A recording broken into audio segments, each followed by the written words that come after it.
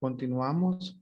A continuación, estamos con Alberto Gil, tecnólogo en imagenología, graduado en la Universidad de Carabobo, tecnólogo ecografista en ultrasonido en general, vascular, obstétrico y musculoesquelético. Se encuentra en Colombia, trabaja en ecodiagnóstico SACS. Nos estará hablando del rol del técnico radiólogo en ultrasonido.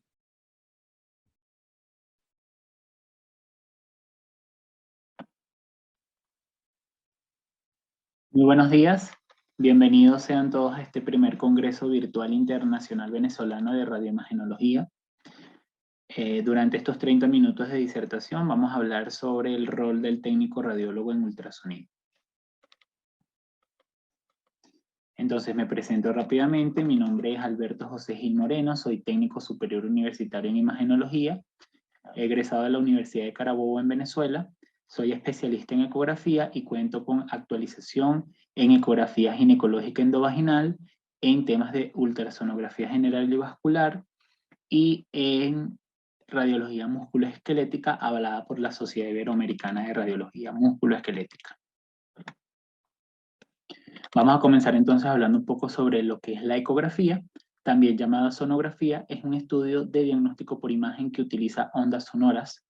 Es una forma útil de examinar muchos de los órganos internos del cuerpo, donde no vamos a tener limitaciones para evaluar lo que es corazón y vasos sanguíneos. Estos incluyen aorta, vena cava y sus ramificaciones, carótidas y venas yugulares y sus ramificaciones, y vasos arteriales y venosos de miembros superiores e inferiores.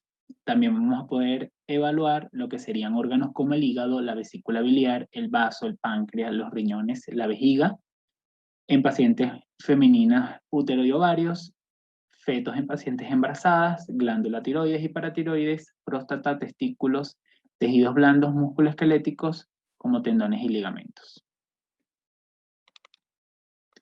Un poco sobre la historia del ultrasonido, y es importante resaltar que no es un invento, y que es un fenómeno físico natural que puede ser provocada por el hombre y que siempre estuvo presente. Su descubrimiento se hizo en los años de 1700 por un científico italiano. Actualmente las aplicaciones del ultrasonido mejoradas a través del tiempo se han desarrollado hasta llegar a ser una de las modalidades de diagnóstico por imagen más utilizada por ser una herramienta de alta calidad, confiable y de bajo costo. Para la década de 1950, el ultrasonido es aceptado por las diferentes sociedades médicas, siendo los primeros especialistas en utilizar esta herramienta médicos especialistas en neurología y electrofisiología, médicos radiólogos, médicos ginecobstetras y médicos cardiólogos. Se hizo el primer artículo publicado en una de las revistas científicas más importantes de la década, conocida como The Lancet, en donde se hizo una investigación en 100 pacientes con masas intraabdominales. Como pueden ver en esta imagen, estos eran equipos que ocupaban bastante espacio, eran muy grandes. Vemos a un paciente inmóvil. Esto que vemos acá era el transductor que se utilizaba para esa época, el cual giraba alrededor del paciente. Fíjense que para esta época también no existía el gel conductor, por lo que el paciente era introducido en una bañera de agua. Debía permanecer inmóvil durante tiempos bastante prolongados para poder obtener imágenes como esta. Fíjense que es un hígado y un riñón derecho. Pero fíjense cómo la tecnología ha avanzado y ahora nos muestra estas imágenes con mejor calidad. Vemos entonces en tiempo real este hígado y este riñón derecho, que vendría siendo la misma imagen comparativa. Hacia la década de los 70 se introducen nuevas técnicas en ecografía como la modalidad análoga y la modalidad B. Y para comienzos de los años 80, además de los equipos estáticos, también se utilizaron los transductores mecánicos sectoriales que iban a crear estas imágenes como las que vemos a continuación, en donde vemos entonces un quiste de ovario gigante. Vamos a hacer énfasis en lo siguiente, y es que para los años de 1980, los primeros equipos en llegar a Latinoamérica fueron en Chile. Y el doctor Cedrich, quien era pionero en su país y fue formado en Estados Unidos, organizó varios talleres contando con invitados norteamericanos, médicos radiólogos, en cual destaca el doctor Roger Sanders, quien era pionero del ultrasonido diagnóstico, y trajo como invitada a la tecnóloga Susan Mosley, responsable de las demostraciones prácticas, y ambos eran trabajadores del Hospital Johns Hopkins. Mosley era reconocida como sonógrafa, y es que para la década de los 70, estos profesionales crean la Sociedad Médica de Ecografía Diagnóstica, acreditada por la American Register for Diagnostic Medical Sonography, quien fue fundada en 1975 con la finalidad de acreditar y aceptar por parte de las sociedades médicas en Estados Unidos profesionales preparados para realizar ecografías. En este estudio, publicado en una revista científica en el año 2004, aproximadamente 35.000 sonógrafos ya estaban acreditados en las distintas especialidades. Mosley, durante estos talleres, se encargaba de realizar las prácticas de la anatomía normal y de la fisiología, mientras que el doctor Sanders se encargaba de la parte diagnóstica.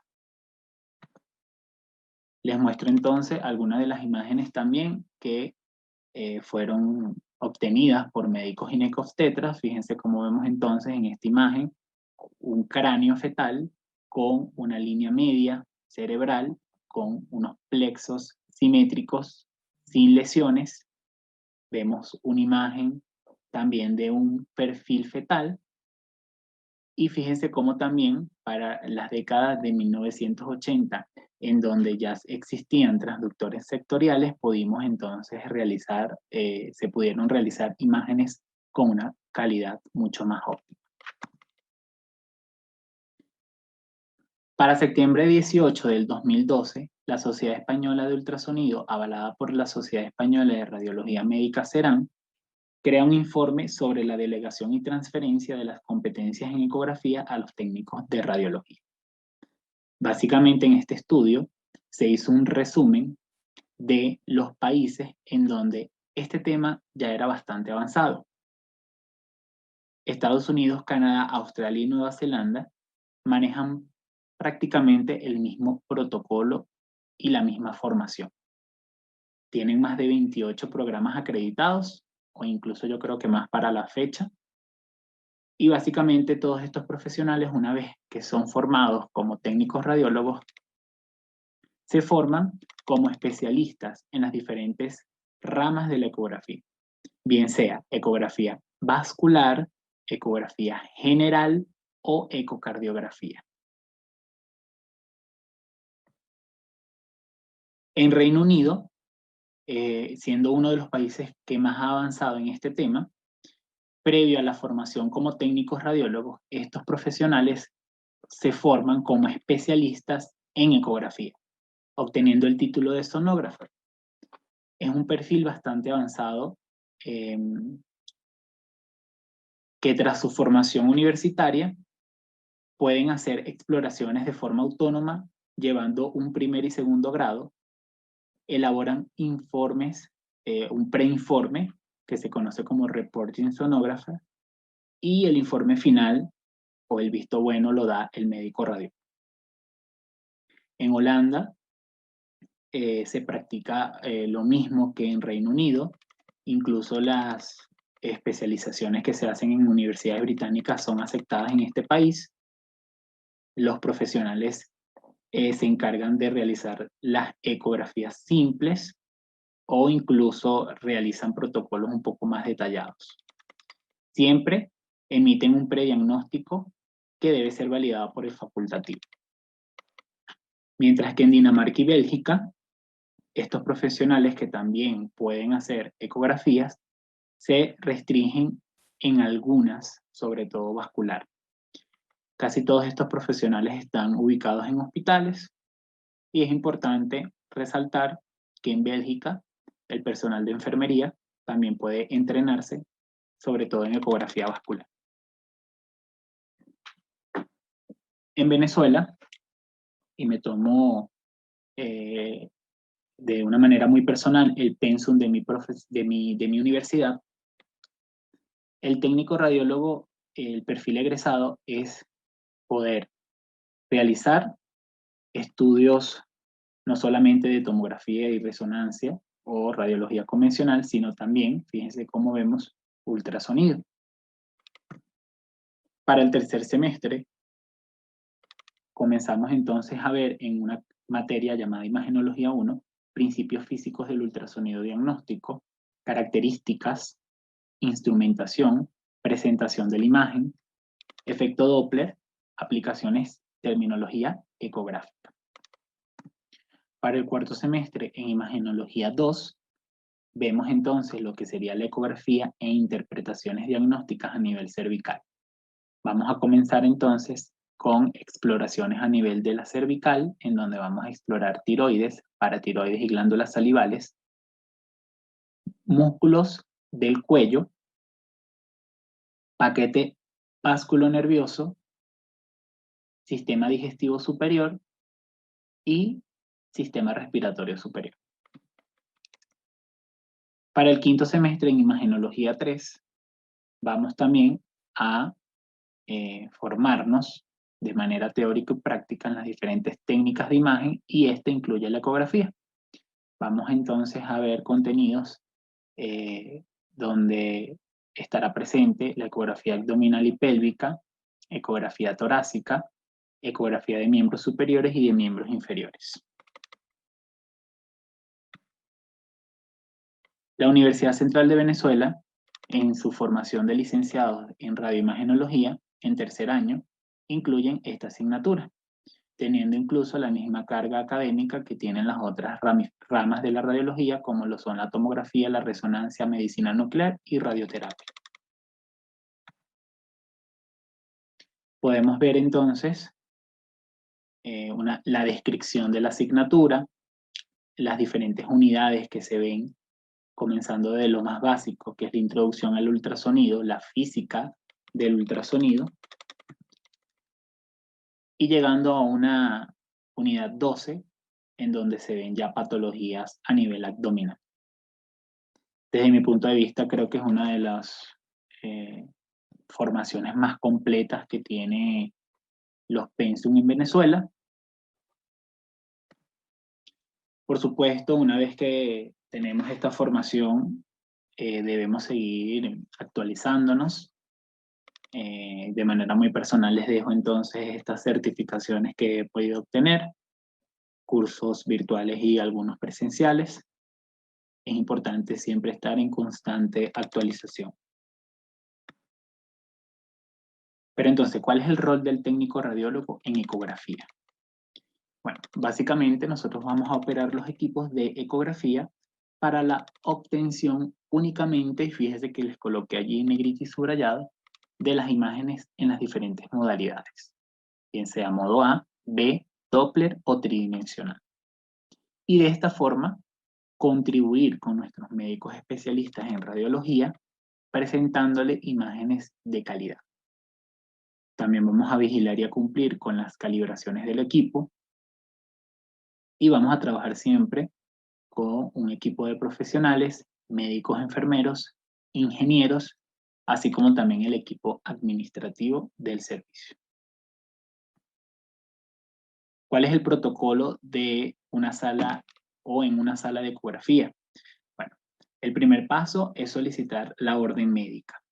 Esta debe incluir la fecha, el nombre y apellido del paciente, el estudio que se debe realizar y el diagnóstico.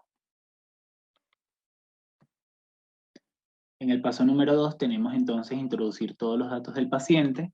Vamos a introducir nombre, apellidos, número de documento, fecha de nacimiento, nombre del médico que remite, nombre del operador y estudio que se va a realizar. En el caso de las ecografías ginecológicas y obstétricas, se debe introducir la fecha de última menstruación, el número de gestas, partos, cesáreas y abortos. El paso número 3 es dar una breve explicación del estudio que se va a realizar. Y créanme que para mí es uno de los pasos más importantes. En esta imagen, como pueden ver, es una paciente que se encuentra bastante feliz, pero nosotros, es muy raro que veamos esto en una sala de ecografía, la verdad. Casi siempre los pacientes llegan con miedo y nosotros tenemos el deber de poder explicarles, de tener que explicarles el estudio que vamos a realizar. Sobre todo, muy importante explicarle a nuestro paciente que es un estudio que no emite radiación. La mayoría de los pacientes creen que nosotros vamos a durar 15, 20 minutos o hasta 30 minutos dándoles radiación, y es muy importante explicarles a nuestros pacientes que el ultrasonido no utiliza radiación, sobre todo cuando atendemos pacientes embarazadas. El paso número 4 sería ajustar los parámetros técnicos para obtener imágenes de calidad.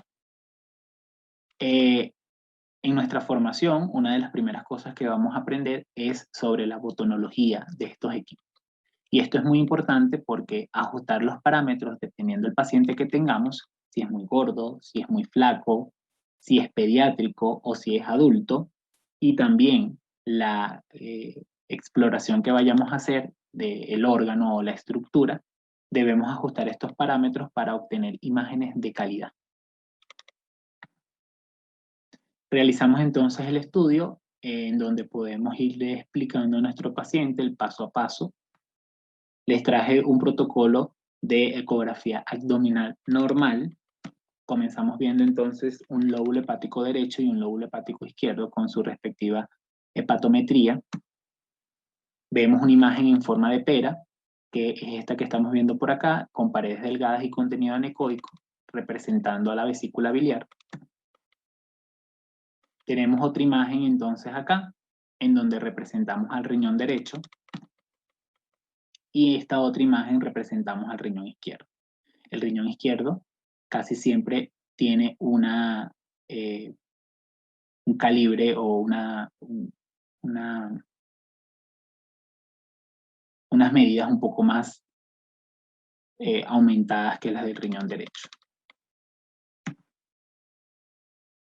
Vemos vaso y páncreas. Vemos vejiga. Si el paciente tiene la vejiga planificada, como la estamos viendo acá, podemos evaluarle en el caso de los hombres próstata, en el caso de las mujeres útero y ovarios. Esto es una ecografía abdominal normal. El paso número 6 es establecer una conversación con el médico radiólogo a cargo del servicio, dándole toda la información que requiera. Esto es muy importante porque nosotros tenemos que indicarle a nuestro médico radiólogo los síntomas que tenía el paciente o los signos.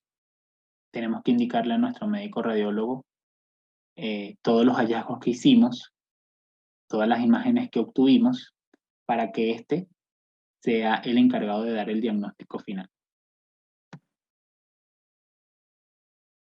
Les traje entonces algunas imágenes tomadas por mí. Vamos a comenzar entonces viendo unas ecografías obstétricas. Vemos entonces el perfil fetal. Fíjense cómo vemos entonces la frente, la nariz, labio superior, labio inferior, mentón, una manito, una piernita, cordón umbilical, tórax, corazón, cuello, líquido amniótico. En esta imagen vemos los genitales de una femenina. Y fíjense cómo vemos entonces los labios mayores y los labios menores, líquido amniótico y una piernita. Este es el signo de la hamburguesa. Paciente que acude por control de embarazo, se le realiza una ecografía transabdominal. Al momento de realizar la ecografía por vía transabdominal veíamos que no era una anatomía normal, por lo que se decidió hacerla por vía endovaginal. Y fíjense entonces cómo vemos en un corte transversal y en un corte longitudinal una edematización generalizada, un edema generalizado, más sin embargo en esta imagen podemos ver que es un cráneo o una microcefalia con una línea media conservada. A este feto se le diagnosticó un hidrox fetal o una hidropesia fetal. Fíjense con este otro caso, una paciente que va por un control, por una cardiopatía compleja. Fíjense la morfología normal de un corazón, fíjense cómo se ve acá. No vemos las 4 cavidades con esta cruz que vemos acá, sino que se ven, son 2 cavidades y estas otras 2 se ven más pequeñas. Esto fue un diagnóstico de síndrome hipoplásico de cavidades izquierdas. También hacemos entonces lo que serían tomar imágenes en 4D, 5D, 3D, fetos de 32 semanas aproximadamente. Paciente que ingresa con dolor en hipocondrio derecho, con síntomas, náuseas, vómitos, fiebre no cuantificada. El diagnóstico principal era una colecistitis, y fíjense entonces cómo vemos una vesícula de paredes engrosadas con una imagen interna hiperecogénica que proyecta sombra acústica posterior, que mide 1.03 centímetros. A este paciente se le diagnosticó una colecistitis litiásica. A diferencia de este paciente, fíjense cómo vemos entonces un paciente que es remitido por dolor abdominal con un diagnóstico principal de litiasis vesicular.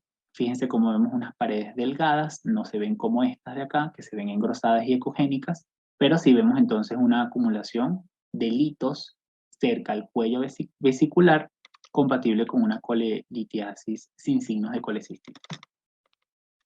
Paciente con una colecistectomía, se le realiza una ecografía de vías biliares, paciente refiere dolor abdominal e ictericia. Y fíjense cómo vemos entonces una imagen a nivel de las vías biliares intrahepáticas hiperecogénica que mide 7.8 milímetros y se le diagnostica entonces una litiasis en vías biliares intrahepáticas. Paciente femenino que ingresa con un cólico nefrítico. Vemos entonces en la ecografía que hacemos un riñón derecho de arquitectura normal, seno renal conservado, parénquima de buen grosor, pero fíjense cómo en el riñón izquierdo vemos estas imágenes como agujero negro que corresponden a una calectasia por una obstrucción de vías urinarias en probable relación a una litiasis. La paciente también fue remitida por tener una micción disminuida. Se le hace entonces un control ecográfico con una vejiga planificada, premiccional y luego en posmiccional. Fíjense cómo vemos una vejiga casi que así. A diferencia de este paciente que ingresó por un control ecográfico sin dolor, fíjense cómo vemos un riñón izquierdo que tiene adelgazamiento del parénquima con una obstrucción bastante visible de todo lo que es el sistema colector renal. Lo más probable es que sea también por una litiasis.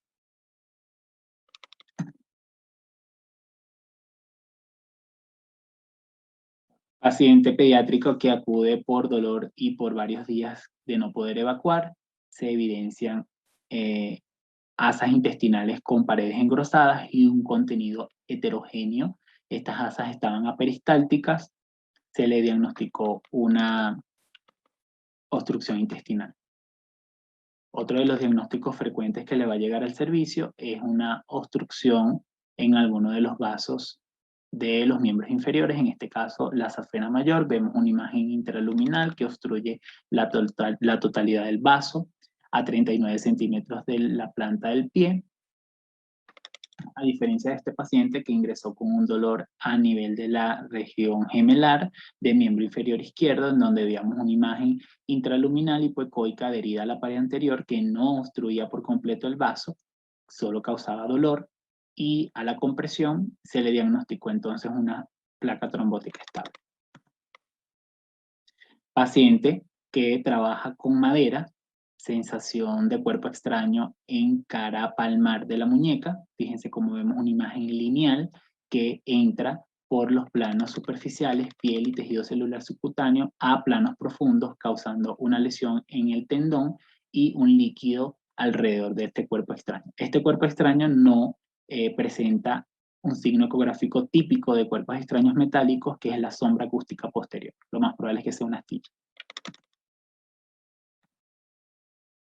Uno de los diagnósticos también más frecuentes es la esteatosis hepática. Fíjense cómo vemos un aumento de la ecogenicidad en relación al riñón derecho, al parénquima del riñón derecho. Paciente adolescente, 14 años, quien es recibida al servicio por presentar dolor pélvico y hemorragias prolongadas durante la menstruación. Se realiza una ecografía pélvica transabdominal y se ve entonces un útero en corte transversal en forma de corazón con presencia de 2 cavidades endometriales divididas por un septo compatible con un útero bicornio. Otra patología bastante frecuente en el servicio, los cálculos en vejiga. Fíjense cómo vemos una vejiga planificada en donde no se veía ninguna imagen. A los cambios de postura vemos entonces una imagen hiperecogénica que proyecta sombra acústica posterior. Paciente que es remitido al servicio por su médico tratante por presentar dolor en cara lateral del tobillo. Fíjense entonces en una imagen comparativa, muy importante siempre dejar imágenes comparativas, sobre todo en estudios musculoesqueléticos. Esto va a ayudar muchísimo al médico radiólogo a poder diagnosticar. Vemos entonces los tendones peroneo corto y peroneo largo del lado izquierdo rodeados de un líquido de aspecto anecoico compatible con una tenosinovitis. Se dejan flechas, se marca la patología y se hace una imagen comparativa. Entonces, en conclusión, en Latinoamérica la formación del técnico radiólogo o licenciado en radiología muchas veces no incluye en su pensum de estudio la ecografía, siendo esto uno de los obstáculos entonces para la acreditación. Más sin embargo, hay universidades o institutos en otros países en donde sí se logra dar esta formación muy básica, y por esta razón muchos de nosotros acudimos a nuestros médicos radiólogos en el servicio para ser entrenados y preparados por ellos mismos. Uno de los objetivos es que en un futuro no tan lejano nosotros podamos tener estos protocolos y podamos tener una especialización formada por las mismas sociedades de médicos radiólogos para poder ejercer la ecografía de manera autónoma y libre. Créanme que es una ventaja poder prepararnos en ecografía. Esto le va a traer muchos beneficios a los servicios de radiología y a nuestros médicos radiólogos, por supuesto. Parte de la bibliografía de esta disertación. Y bueno, muchísimas gracias. Les dejo mi Instagram, les dejo mi correo electrónico. En mi Instagram siempre estoy colocando videos y colocando imágenes muy representativas sobre la ecografía. Tienen mi correo electrónico por cualquier duda o inquietud que tengan de esta disertación. Estaré a la orden y pendiente. Estoy muy agradecido por la invitación. Muchísimas gracias al comité. Espero que tengan un bonito día. Cuídense mucho. Muchísimas gracias, Alberto. Todo un reto para los avances en los técnicos radiólogos, sin olvidar un tema muy importante en esto del rol del técnico en ultrasonido, que siempre hay que estar a la par con el médico radiólogo. Será nuestro guía quien nos orientará en todos estos pasos a seguir, y por eso es muy importante mantener el rol, los límites con el técnico, con el médico radiólogo, fusionado con el técnico radiólogo.